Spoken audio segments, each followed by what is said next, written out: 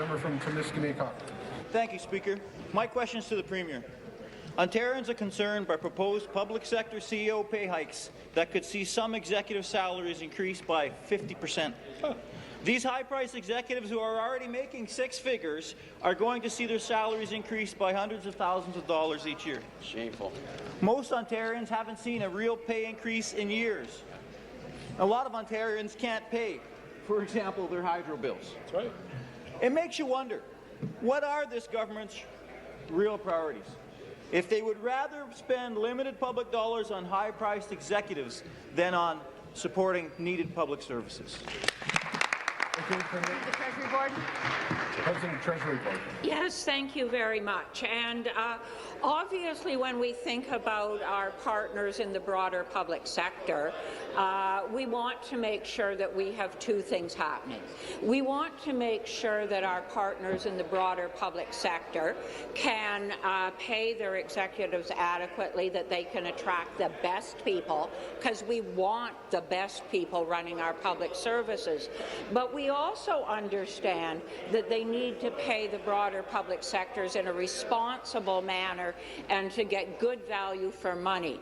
I would point out that the group of people that we are talking about with broader public sector pay, or in this group of broader public executives, have actually had their salaries frozen since 2012.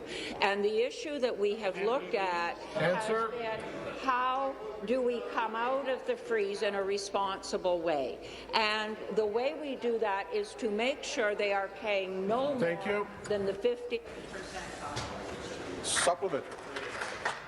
Speaker, years of Liberal austerity budgets have underfunded our hospitals and schools to the point of crisis. That's right. Funding for the frontline staff that makes a difference in people's lives has been cut, possibly to make way for massive CEO pay hikes. This is money that could be used for hiring back the 16,000 nurses that have lost their jobs in the last 2 years as a result of damaging Liberal spending priorities. When will this government stop letting the people of Ontario down and invest in programs and services that matter to Ontario families? Thank you. Minister. So for the BPS executives who have had their salary frozen, they have been asked to set out, the organizations have been asked to set out a salary framework where they are compared to Canadian public sector comparatives. They are not legally allowed to pay more than the midpoint of those comparators.